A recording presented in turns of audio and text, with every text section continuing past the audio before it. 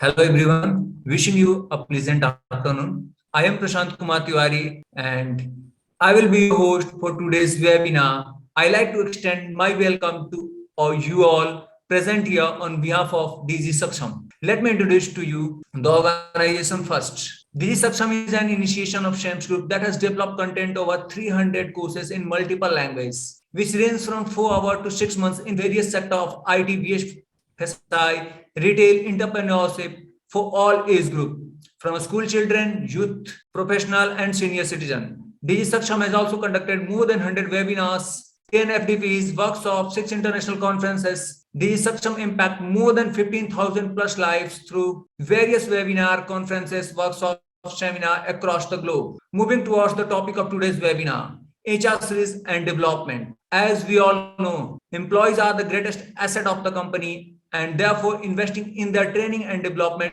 is key to sustain the business growth and success. Report tells that 93% of employees will stay longer when the company invests in career development. Training and development helps the company gain and retain top talent, increase job satisfaction and morale, improve productivity, and earn profit. To enlighten us all through this topic, we have Ms. Snowpal Aggarwal. We welcome you, ma'am, in this webinar. Ms. Snowpal Aggarwal is Assistant Professor in Business Management with experience of more than 2.5 years in academics and 6 months in organization. She has also conducted and participated many seminars, conferences, webinars at national and international level. Hand over to you, ma'am. So a very good afternoon to everyone present over here. Firstly, I would like to thank Prashant for welcoming me and introducing me to the audience. Also, I would like to extend my thanks to Digisaksham and SEMS Welfare Foundation for inviting me on this platform to share my views on today's topic that has been defined by Prashant very well. Thank you so much, Prashant. So today we are going to cover the contents that are the concept of training and development, the needs of training, difference between training and development, and the process of training, and the last but not the least, the training methodology. So I hope the people, those who are attending this webinar, are known with this particular topic, though they might be having some concept regarding to this training and development. I hope you'll get clear with this topic throughout the presentation after I will finish it up. So firstly, let's move with what is training. Training constitutes a basic concept in human resource development. Basically, training is a part of a human resource management where training is also a short-term process which tends to develop the employees as the change takes place in the organizations, and due to certain changes in the technology, in the other factors which influences the business directly or indirectly, we need to train our employees with time so that they may be capable and upgraded with the technology and with the resources available with them, so that they can make the maximized utilization, and they must do their job correctly, effectively, and conscious. Moreover, it tends to impart the specific knowledge, specific job that a person requires to complete his task while he is performing a job or work. So training is the organized procedure by which people learn knowledge and or skills for a definite purpose. To fulfill or to accomplish a specific task that has been delivered to a person, you need to get trained so that you can use the resources or the available material in an effective and efficient manner. Moving with the next one that we are having is development. It's just next level, next thing which goes hand in hand with training. So if the training is done correctly, then the development takes place. So development is a process which tends to have a long duration, or you can say it's a long-term process which tends to imbibe in your behavior whenever you perform the job. Whatever you have learned during your training sessions, that all goes with you, and after that, when you imbibe that into your working life, then it becomes your practice, right? So that the completely develops you in overall manner. So the term development refers broadly to nature and direction of change induced in employees, particularly managerial personals, through the process of training and educative process. Next, the definition of development indicates that it is future oriented. Basically, we tend to process with the development for the future development, future endeavors of the employees, so that employees can do better in the future in career, and they can create more job opportunities and more better options for themselves. As in, they can also seek for promotions, internal promotions in their organizations, for upscaling their career and to get more salaries, more benefits, and a good job position, right? So with the next one, let's move. So the development is a systematic process of growth and development by which managers develop their abilities. It is concerned with improving the manager through his through overall development, and also provides him opportunity for the growth and personal development. Next, we are going to cover that is the need of training. Why the urge of training comes out. So understanding the concept with training and development, I hope it's pretty much clear to everyone why there is need for training, right? As we tend to have change in our organization, as we have changes in the business environment and the factors affecting business, we need to train employees from time to time. As in the past decades, we have seen that people were using manual ways for accounting and for doing the working. But now, as the time passed, computers replaced those manual working, right? So people were tend to provide training for their betterment, for better efficiency, and for making those accounting in a easier manner, right? So training is a very essential part if we talk about in an organization. And not only training is not specifically for the HR domain, it is for everyone. But yes, the HR domain people usually organizes training for every department. So let's move it with the first point, that tends to increase the productivity level. As we tend to get training, the employees get trained, they tend to produce more better productivity, they tend to produce more output, and with the improved quality standards, it also helps the company to fulfill its future personnel needs. If there are further requirements of vacancies, and the company wants to hire someone, so they can prefer for internal recruitment if the personnel is already developed, if he is trained enough to tackle down the future positions and to tackle down the upcoming situations. Next one is to improve the organizational climate and culture. It tends to improve both the things simultaneously. Also, it helps us to improve the health and safety, as the person, those who are dealing with the specific jobs, are pretty much clear that their specifically their job is very endangered job, and they need to maintain certain precautions while performing their job activities. Plus, including that, they need to maintain the safety standards. While we are dealing with daily life routine in our organization, we need to maintain the safety standards also, like drinking water facilities must be there. There must be resting hours, proper sanitization must be there in the organization, ventilation facilities must be there, and such. Then next is your obsolescence prevention. It tends to create a situation where change is mandatory and the change takes place, and on the other hand, you provide training to your employees, so it will not create a certain problem for the employees to face the problem of obsolescence in the organization. And lastly, we are having the personal growth.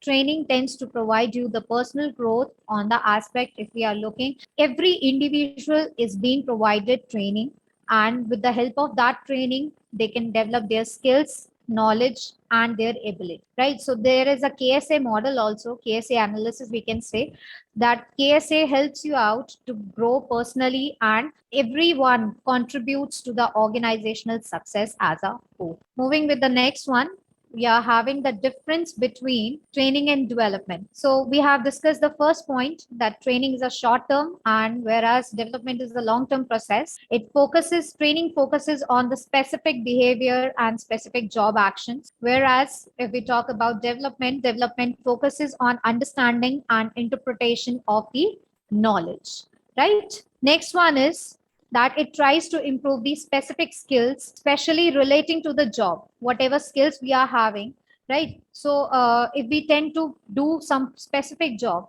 that for that particular purpose we require training. For the technical expertise, we require training. On the other hand, it tends to develop the personnel or develop the person in an overall manner. Next point is on the part of training, it is mostly imparted for non-managerial personals, whereas in the case of development, it is for managerial personas. Training is for the technical expertise, technical guidance, technical skill development, whereas development helps you to develop with your conceptual mind, your analytical skills and other things. Next, we are going to cover that is training process. So training process is basically consists of the 5 steps, the 5 stages. The first one is the need assessment. Second one is setting the objectives. Third one is implementation and designing, implementation and evaluation. So moving with the first step, the first and foremost step in the training process. So training is basically the need assessment, identifying the need, why we need to impart training to the employees, why there is a arousal of need assessment, why we want to provide training. So on that part, if we talk about training need assessment, is basically a KSA analysis, that is knowledge, skill and abilities analysis. And this analysis helps you out to identify what knowledge, skill or ability our employees are lacking, and through the help of feedbacks, observation and other things, you can easily identify the need, exact need, what you need to impart, right? So with this, you also can go for the 3 analysis. That is, first one is your organizational analysis, that is based on the overall organizational aspect. We need to check out where is our organization lacking. For an example, if we talk about a shoemaking industry or some other manufacturing industry, so the company tends to look for better productivity levels and wants to develop in terms of quality by reducing their errors. So in that particular case, a company is seriously focusing on something which they are lacking behind, and they wants to increase their profit margins and the other aspects, right? On the next part, if we talk about, there is task analysis. The second one is task analysis. So task analysis basically, it involves a set of activities which we want to improvise, right? So we need to check out different activities that are performing in an organization, what is going on in the organization, and we need to identify in which set of activities we need to provide training to the employees so that those activities can be corrected down and the errors can be minimized. Third and the last analysis is the individual analysis. There are n number of employees, those are working in the organization, and in order to identify and to observe each one of them, we need to make individual analysis so that we can specifically identify that which individual is lacking behind or is not up to the mark, right? So for that purpose, we need to conduct 3 kinds of analysis. Then next one is your setting the object. Before processing with the training, we need to set objectives, where we are today, where we want to reach. The gap should be known to us, right? So we need to set specific objectives with our training process.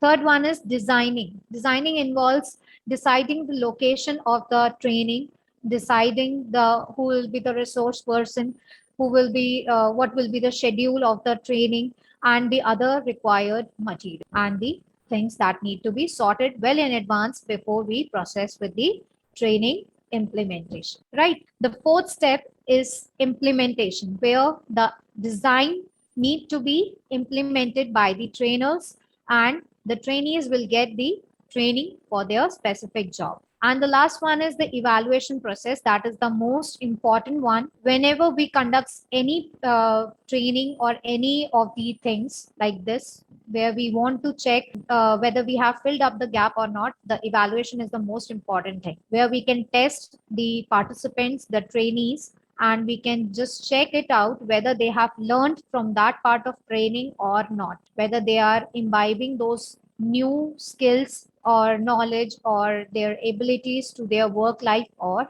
not. Is that clear? I hope you are getting it. Next, we are having that is training methodology. The last in our content list, the last topic. So this is a brief topic. You should understand it very well, right? So let's go into the difference between what is on the job and what is off the job. On the job methods are basically which involves while you are working and including that you are getting training at the spot you are working, you are getting training, right? And off the job methods are those methods in which you are not at the workplace, you are away from your workplace, and then in a specific environment you are being trained for your actual life or actual working position. Okay, so this is the difference between on the job and off the job. So the second difference between on the job and off the job is the employee is placed into real life situation and shown jobs way of performing the same thing I told you, that people are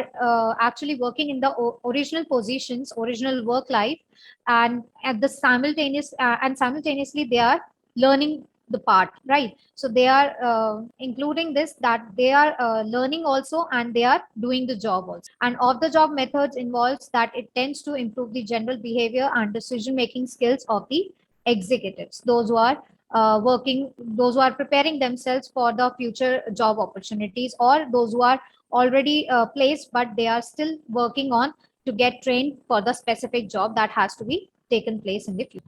Third point is that is generally immediate superior provides support on in conduct of these programs, and while you are performing on the job, then the mentor or coach helps you out to deal with the daily routine tasks and the opportunity. So there are some of the examples regarding to on the job and off the job.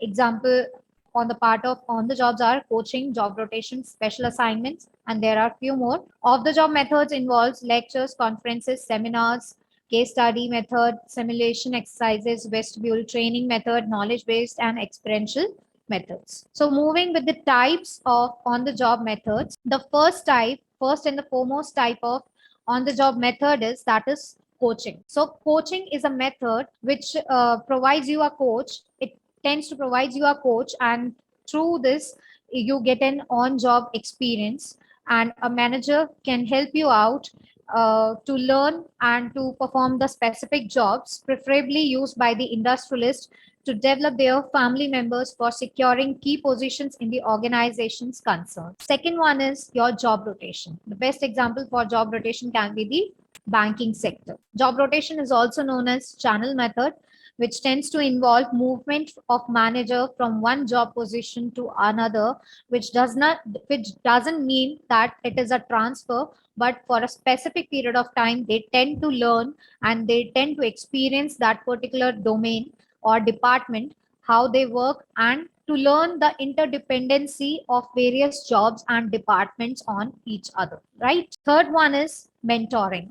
It's just like a mentor and a student, or a mentor or a new trainee in the organization, or a new employee in the organization. So it's something like wise counseling. A senior manager acts as a friend or a philosopher and guide to new recruiter and provide him support that later needs. Next is your job instruction. It involves the step by step instructions are being delivered to the new trainee or to the new recruitment, right? And then step by step the process goes on. So in this particular thing, it is also known as I told you, step by step process that involves listing all the necessary steps involved in the job performance with sequential arrangement of all steps. Next one is internship training. I hope you guys are much pretty clear with this thing, the summer internship that you have in your curriculum as a part of your course. So that internship goes from 1 month to 6 months. That is up to you. Through how many months you want to cover it up. Next is apprenticeship. It is in you can say internship is a short term period, and apprenticeship is a long term period. It involves 1 year, right? So apprenticeship is a one time period, and it involves the methods of training in crafts, trades, technical areas, and is one of the best and the oldest method which is commonly used in developing the proficiency in a job, and is the result of relatively long period of training, right? So last but not the least, the seventh point, that is understudy. Understudy is somewhat similar to coaching method, so there is a slight difference, but you can consider it as same. Next we are going to cover that is the classification of the job methods.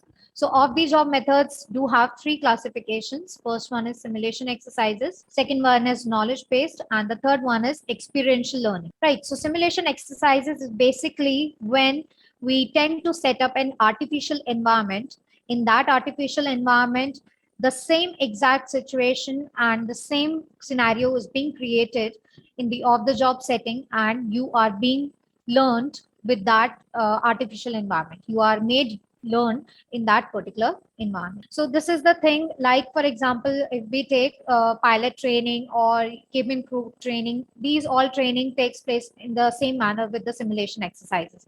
An artificial environment is being created. If you go for car driving also, today we have a computerized system where you learn about the gears and all the system, other systems, and then you are being placed at the real life position. Then you must be pretty much clear that how to handle the things, how to tackle them down. So that will create an experience for you well in advance. So knowledge based is like one way or two way method where you get to know regarding to the concepts, like I'm delivering you right over here. So it's a knowledge based concept. Then experiential method and learning, that is a part where we are talking about the laboratory, or you can say trial and error process. So let's jump into detail with the all of these methods. Firstly, we are going to cover the knowledge based methods. So knowledge based methods involve lectures. The first one is lectures. A lecture is a one way traffic or a one way process of communication, and it is trainer centered only, trainer centered activity, as there is only one way communication. And moreover, it transmits the concept. It helps you to learn regarding to the theories, attitudes, problem solving abilities are being taught, and a large group can be trained at the same time with the with minimum cost and with a short span of time. Second one is conference. Learning is facilitated by building up on ideas contributed by the conferees, and in this method, it is the most participative method for doing the conference and for the purpose of development also. And we can discuss in this particular scenario, we can discuss some point which are common of our interest. So we can have a group discussion. Do have a conference method in which we can discuss on the same point of concern or on the same point. Next one is, that is programmed learning. So programmed learning is basically material is in a kind of textbook or teaching machine or a computer system which is already programmed, and you have to just enroll it like you do for a short-term courses and other things. So it is research-based system which helps learner to work successfully and to have experience. Then last one is your seminars. As we are doing right now, we are going with the webinars in the physical form. If we talk about, that is a part of seminar. Right, so that is also a one-way process or two-way process. That can be interactive session also, where participants can also interact with the speaker and they can ask questions and queries to them. Next, we are having, that is simulation exercises. I hope the basic is clear regarding to what simulation is all about. So we'll directly jump with the types of simulation exercises. The first one is management games. Basically, management games helps you to build the team spirit, team building activities, will let you know regarding to leadership qualities and other things. Also, it is an educational tool for teaching business. Business games may be carried out for various business trainings, and such as general management for the finance department, organization behavior, human resource, and others. Next, we are having the case study method. It tends to enhance your analytical and the critical thinking of an employee, as you get some case studies based on the real life experiences or some virtual case studies, and then you go through the case study. You just go a deep study into it, then you analyze the case, and then you pose your solutions. What can be the possible solution for certain problem, right? So the trainee is given an opportunity to analyze the case and come out with the possible solutions which are suitable according to him. Next, we are having, that is role play. So role play is a method in which we can see a problem situation is simulated, asking the employees to assume a particular role in a particular person in that particular situation. The whole play will be recorded, and trainees get the opportunity to examine their own performance. So basically, there is in role playing experience and demonstration that that gaps between what thinking and doing basically represents, right? Then next we are having the in basket exercise. In basket exercises is basically just understand with the things that there are two baskets. One is in basket and one is out basket. If we talk about like during the test of a trainee or of an employee, what we used to do in this particular method, we used to in basket all the activities, multiple tasks which he has to perform during a shorter span of time or during a specified period of time, right? And those multiple tasks have to be completed within that particular time period. So it depends upon employee how he manages or how he prioritizes work, and then he tends to complete it. And after that completion of that work, after completing all those activities, he tend to put all those things in the out basket, right? So out basket and in basket, these two things are very relevant to this particular thing. So it is a valuable tool for decision making and student experiences working in specific office situation. Then it is for a limited time period, as we have discussed, as the employee solves the problem and they transfer them into out basket. In exercises, in basket exercises are often a part of assessment centers also. Last is vestibule training. Vestibule training is used for industrial training purposes and is also a good example of business simulation. New workers are being trained in a specific time period with a specific job, and many people can be trained at the same time. Also, it helps in the expansion of business and business activities. Also, the specific jobs on special machines, equipments, and in a separate location. And later, they continue to learn when they are actually placed on their jobs. So it is like somewhat we used to train the employees on in an artificial place where they are being made to learn the things, and then they practically imbibe it in their work. The last method, that was the experiential method. Experiential method is basically which helps to individual to understand one and others, and this is done through two methods: sensitivity training and transactional analysis. So the first one we are going to cover is sensitivity training.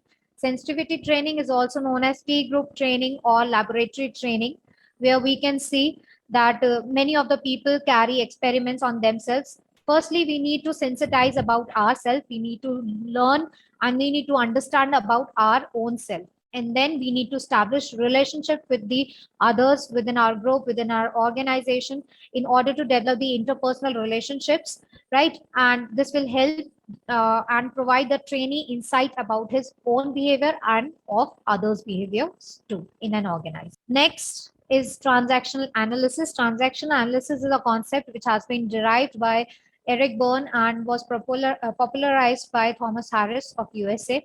This concept basically consists of 5 to 6 things, that is life position, life scripts, then your ego states, your transactions, strokes, and Johari window. So it is a wider concept. If we try to cover this particular section, it will take a lot of time. So this is also a very important aspect to understand human relation and interaction, and moreover it promotes the rationality and mutual mature behavior in an organization. So the ego state I was talking about, it involves 3 stages, that is adult, child, and parent. So that talks about, and further we move with the transaction. Second last, we are going to have, there are 2 more methods including this 3 methods. That fourth one is incident method. Incident method are based on actual situations or actual incidents that has taken place in the real life, and certain people or the employees are being given the certain situation and they are asked to make certain decision. Later on, what we do is we let them sit in a group and discuss the incident and then pose a exact decision what should be the right option for that situation. Last is syndicate method. Syndicate method is a participative method which basically consists of dividing a large group of people into small groups and then asking them to discuss, exercise, and work upon their projects or their jobs. Okay, so basically syndicate word means a large group of people, right? So from that only it has been derived. So this was all from my side. I hope if anyone is having queries, so we can go with that. Okay, we are Ma'am, having there a is a question from Khushi Gusai, which is better, unpaid internship or paid internship? Actually, Kushi, most of the companies, those who are a brand or they are the top-notch companies, they tends to prefer paid or unpaid. That depends upon their policies. But a few of them, mostly, and in the government sector also, we can see that companies do not provide paid internships to the candidates, those who are freshers and those who are the pursuing personals, right? So in that particular case, you can opt for the better option what you are having and which provides you exact what you want according to your domain and according to your interest. And there is another question from Rovina. What is Okay. the role of training and development in HR? See, training and development, actually, the HR plays a vital role in managing all these aspects, right? Though it is specifically domain concern, where if we want to impart training in the financial personals or if we want to impart training with marketing personals, but the management of all these activities is done only by the human resource only, right? So human resource is the only personnel who is responsible for managing all these activities in the organization, for conducting the training, for evaluating the training, and for making the gaps to be filled in future also. What do you think is your disadvantage that we are having our on the job training just online and not on site? Yes, of course, there are many disadvantages because you are not getting the exposure with the physical location, with the physical meetings, right? What exposure, because there is a vast difference between being physically present and being virtually present. So yes, of course, due to COVID, you guys are all already facing such a huge loss that is on your part. Question: do you consider training is the foundation of productivity of an employee? Yes, if you do not provide exact training regarding to the specific job to the employee, then he might be not able to do the job properly, and he might also waste the resources available with the organization also. So it is very important, if the personnel is not trained enough or he is not qualified enough, or if the technology is new to him, then you need to provide training to him so that he will be knowing exactly how to deal with the machinery and how to process it out, right? So for the quality standard and for the productivity level, productivity output, we need to provide training to the employees. And there is another question. How can we manage or enhance our interpersonal communication in field of, especially in a large number of people? There is any tips to overcome or fear in speaking publicly? Yes, Marcelo, you can do practice in group of people. Try to speak up in class. Try to present yourself. Do go with the presentations if you have the opportunity to present it out, and try to go with the.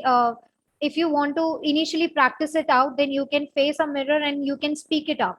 Right. If you are going with a good flow, then you are much pretty confident. Once you need to step out from this zone, then everything will be all right for you. There will be no problems. Once you will get into the flow, everything will be okay. Ma'am, there is another question. I Yes. think from tiny side that how can human resource know when employee need training or development? For that, evaluation is very important. I guess we didn't have covered the Kirkpatrick model. Kirkpatrick model also helps you to evaluate the after performance, the results of the training.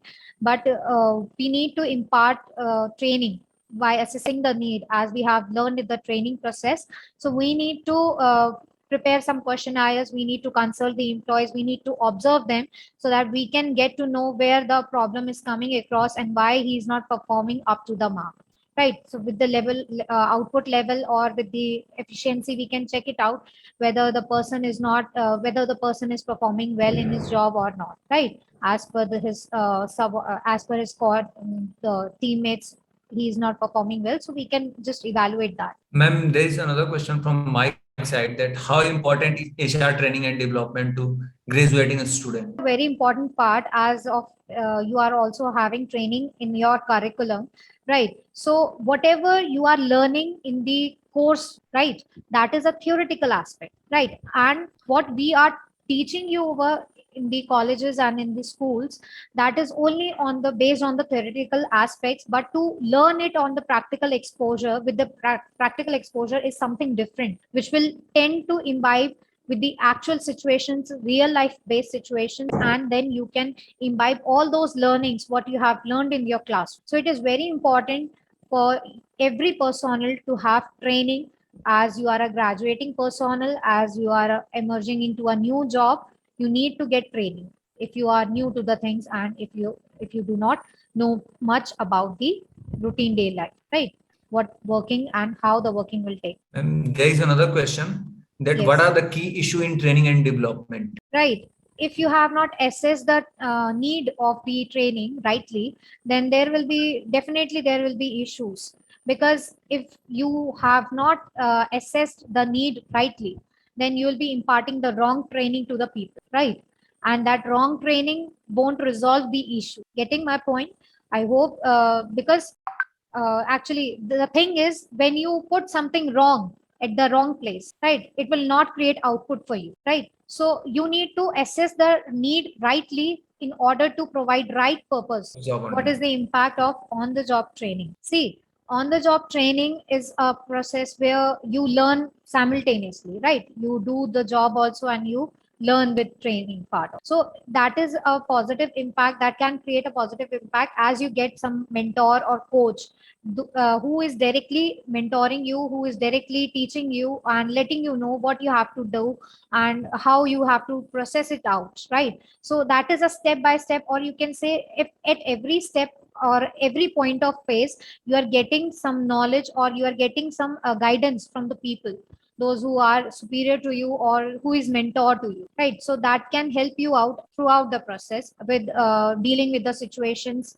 helping you out not to panic out in the situations and with the things that are going on hand in hand. Ma'am, there is another question from Angum Anjal. She asked about what do you think is the most maximum number of year retention of an employee to be retained again? See, if you are asking regarding to retraining the employee, that there is no fixed number of years or something like that. If there is certain change in the environment, you need to impart training again, right? There is no specific time period set framed for imparting the training to the employees, that after 1 year only you will be getting training. No. If there are certain changes, if there is change in technology, if there is change in the policies, working behavior, definitely you need to impart training right away. Ma'am, there is another question from Yes, one tell me. side. Would you say that those who are trained physically are more competitive than those who are trained virtually or vice versa, especially with technological trends in human resource management? See, that also depends upon the skills, but that rightly it is depending upon the skills, that how a person is, right? If he is competent enough to deal virtually also, then definitely he can go with the physical things also. But there is slight difference in the confidence level when you meet physically to someone, when you visit somewhere, then that presentation takes place, right? You get to learn something more apart from your curriculum also. You come across to the people, you come across to a meetings where you need to learn how to sit, how to behave. Then there are certainly other things, the gestures, postures need to be corrected where you are sitting together, when you are talking together. So that is apart from something of your curriculum, right? So physical training is always a plus point. I see that it is always a plus thing that adds on to you, to your personality, and that develops you overall. So with this, we come towards the end of the webinar. I would like to thank our speaker, Ms. Snowpal Aggarwal, for a precious time and share your knowledge with us on this fruitful topic. It was truly informative session in need, and also thanks to our lovely audience who made this presence today.